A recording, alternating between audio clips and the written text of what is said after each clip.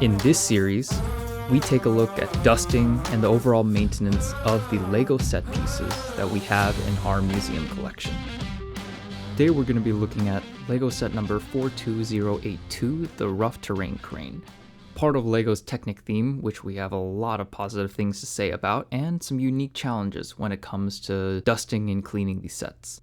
So when it comes to cleaning, this set has a lot of moving parts, even when we're not even engaging the motorized functions. So as we take a look at the top, a little bit of the crane here, it moves freely, which is a nice feature when it comes to cleaning, but it moves around a little bit, so we have to be careful. We go around each of the sides. As you can see here, we just move the set and rotate it. There's a lot of movement with just the top portion where the crane is, and the bottom portion, of course, has the wheels, so that moves around a little bit as well. And we'll do a quick once-over over every single exterior part of this set. I believe the rotating features and the overall movability functions of Technic sets are what make it such unique and entertaining for set pieces in our collection, in comparison to more of the brick-built sets, which can be a little bit more, let's say, sturdy and not very mobile.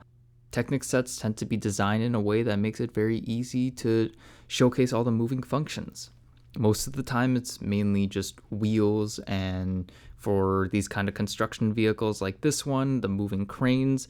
For now, we're not going to be showing you the motorized functions of this set specifically, because we're just focusing on the overall cleaning and dusting maintenance of this set. So we'll check out all the functions to make sure that they work. Perhaps we'll do a different video series on motorized functions in these Technic sets. So there's a lot of great detailing here that we'll go over a little bit more in the conservation room. But for instance, there's the little engine, there's the engine in the back that shows the pistons that actually move, which is the cornerstones of Technic vehicle sets for sure. The thing that is the most difficult about Technic sets is dusting them, because all of the pieces have little holes in them, because that's by design Technic pieces. I mean, they are a dust magnet for sure, especially a set like this with a lot of dark pieces, black, red. They tend to show off dust very easily. So the electric blower is actually one of the better tools in this sense, because our Dyson brush isn't going to get to all the inner portions of the set. So we can take a look here at all the movable portions of this set just to make sure there's nothing hampering any of the movement, especially the front tail part. We'll just move the wheels here to the right and to the left. There's a lever in the back, not a lever, more like a steering wheel in the back. There's a small door on either side of the terrain crane, so we'll take a look to make sure that there's nothing hampering the door's movements. The little lever next to the doors are what control the in and out movement of the actual legs that come off to the rough terrain crane. I should really make a video about how all of these functions work, because that would actually be a good idea. But anyways, to move on, the other side has a door as well. There's some small pieces in here, some tool bits as well. It's a carbon copy of the other side of the set with levers to move the legs for the rough terrain crane. So on the front here, these are the small, let's say, shoe pieces for the legs that come out. I think it's meant to be like just another added feature for this set. They don't really provide that much stability even if you use them, and I've used them before. We'll pop them back in here. They're very aesthetically pleasing, the way that they're designed to integrate with the set. So that is one feature to note about. So if I'm tilting the crane over here a little bit just to show you where the actual controller portion of this set is, where you can control the motorized upwards and downwards movement of the boom. You can control the rotation of the crane as well. Here you can also control the raising and lowering of the hook on the crane, which is kind of the point of the crane itself. Towards the rear of the crane, there's a little latch that turns on and off the motorized functions, which is directly connected to the battery pack. We'll just make sure that the latch moves very freely. There's a little hatch in the front, which doesn't really provide you any access to anything. It's just a fun hatch, another feature. Kind of like a lot of Technic sets, there's a lot of doors and latches and hoods and things like that that don't necessarily go to somewhere, but it's nice to have a lot of movable parts because it's quite fun. The rear door here, which allows you access to the actual battery pack itself. We'll just remove the little pins that hold it together, just to make sure that there's nothing actually hampering the cord itself that attaches from the motors to the battery pack. These cords are pretty robust, and I've bullied with them quite a bit, and they seem to work just fine. This little corner pin here to hold the battery pack in is a little bit sensitive, so we'll have to make sure to be a little bit careful with that on both sides. I especially love how Technic sets hide the battery packs and the motors and the controls. It's all very much well within the design of the set, and nothing ever seems relatively out of place. So as we close the rear access panel to the batteries, it's a little bit difficult because we have to make sure to not scrunch up or destroy the cord that connects the battery pack to the motors. I'll have to do this a couple times because it's a little harder to see this. There's a little pin, Technic pin, that screws into the back, or more pushes into the back. And once we have that secured in, let's do another spin. Actually, it's a fun thing to note. When I'm spinning this particular set, I have to watch out for it to hit anything because it's so massive. So we'll begin our maintenance session here just by going over both the moving and non-moving parts of the set, making sure that nothing has come loose over time and that everything still fits together very well. Starting with the right-hand side, there's a hatch door that opens up to reveal a crate inside with tools. Over time, LEGO sets can kind of shift with handling or display mainly handling. So this is just a quick checkup that I like to do here. Moving on towards the cabin, inside we find a non-functioning steering wheel and an opening cabin door. The cabin door is a little bit tricky. It doesn't really open very smoothly and sometimes, has a tendency to pop off. So I'm just making sure it's as secure as we go, as we close it. At the rear of the crane, we can test out the steering function, make sure that works. The wheels are moving well. The Technic functions, Technic functions are pretty solid once they're assembled. They typically don't really break that often or stop working. On the opposite side, the other hatch contains a crate with chains instead of tools, but it opens up exactly the same way and opens it up pretty smooth. So all good here. And check out the crate before we close the door back up. Now looking at the front, we have the outrigger pads. These are used underneath the outriggers for extra stability and safety when deployed. They actually kind of store neatly at the front. Just kind of a nice touch, being able to make sure that everything stays and, it's all part of the set. I remember I said that I don't really like sets that have loose pieces, but I think in this case this is a good exception. Now turning to the rear fender assembly, this is where we'll start pressing through the build to check that all the parts are really snug. Technic sets sometimes loosen slightly over time, not as much as like actual studded pieces for sure, but these sessions are a good way to catch up on any small gaps that I might see and, or actually even the occasional building mistake that sometimes happens. Up front, the fender assembly is the exact same process, just making sure that all the parts are pressed firmly together. There's also a ladder here, which I discovered wasn't fully attached, so I will tighten that up as well. And as we move towards the back, we've got a bunch of taillights. Actually, no, not a bunch. We have 2 taillights and a rear bumper. Now, there's nothing too, not complex, but nothing too detailed about the rear here. We saw it earlier when we were testing the steering function. But it's worth pressing the lights and bumper to make sure that they're firmly in place. Now, the top superstructure here actually spins freely when not in use, so it's pretty easy to get to some of the, let's say, harder to reach sections of this Technic set. Now, I feel like a couple of the bumper-like pieces feel a little bit loose, or I wouldn't even really say it was a bumper-like piece. It's just side safety bars. I suspect it's just part of the design, so it's okay. Now moving on to the other side of the crane, you'll notice there's a similar ladder here. So I'll press that down and check the front fender assembly while we're here as well. Just like on the other side, it's worth doing a quick double check to make sure all the pieces are snug together. The ladder was a little popped up too, like so. So clicking that back into place is a good catch. Now here at the front, we've got a little bit of the control dials. We'll test those out later once we get into the actual movement functions.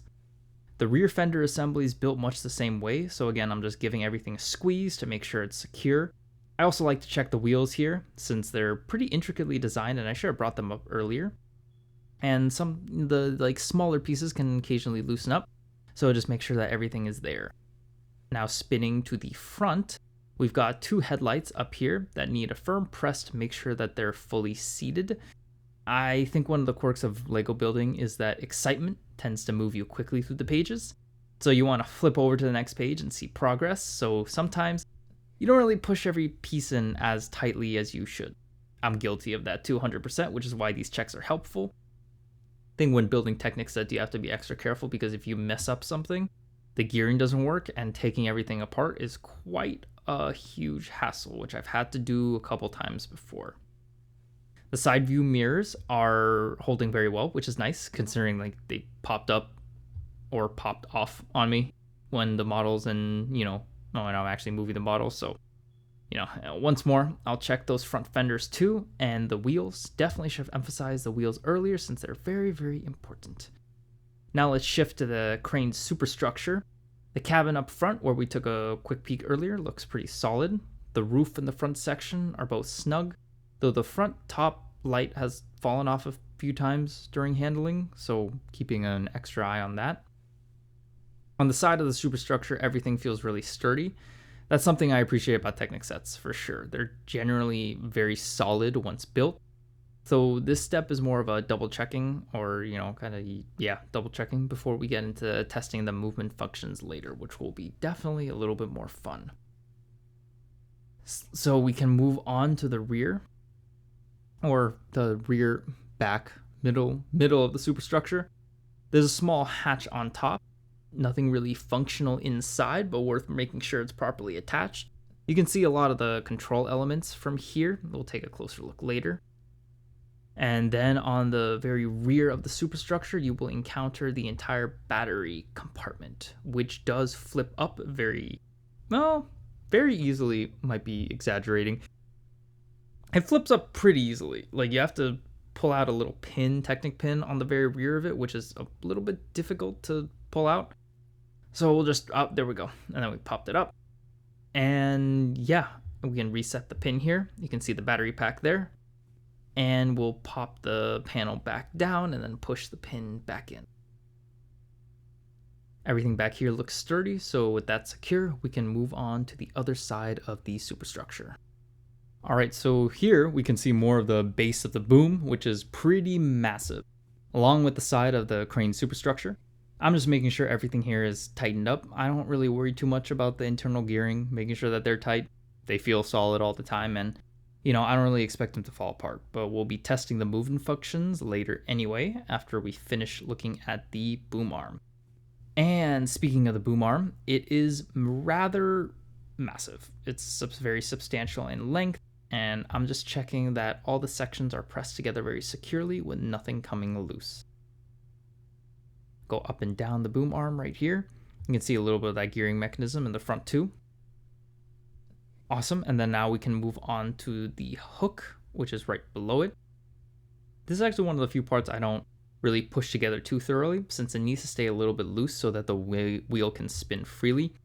There really isn't a washer or bearing in there, so a little bit of play is needed.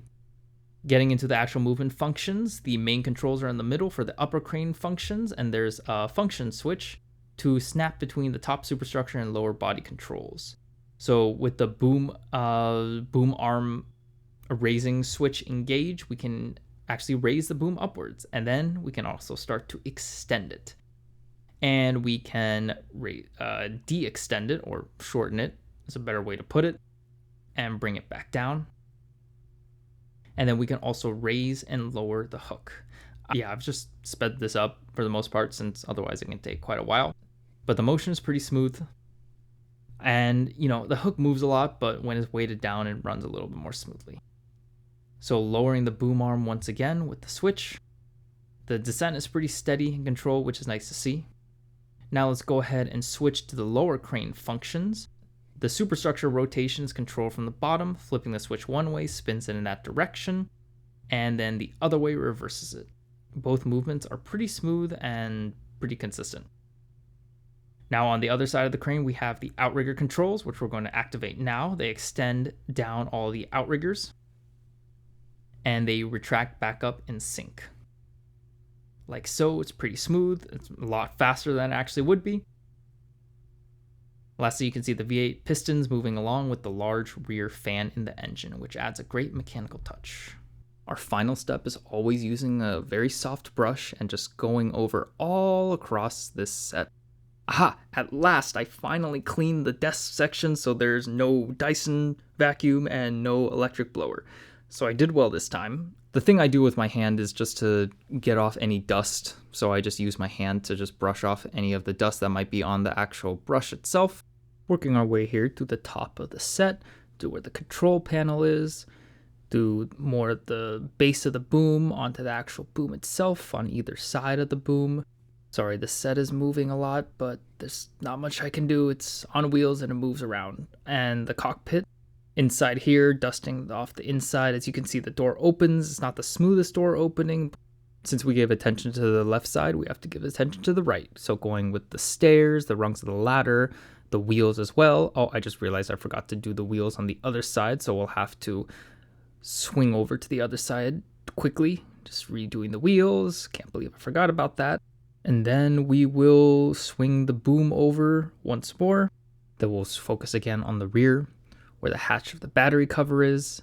With big sets like these, sometimes you can't spin it all the way, so gotta move it a little bit.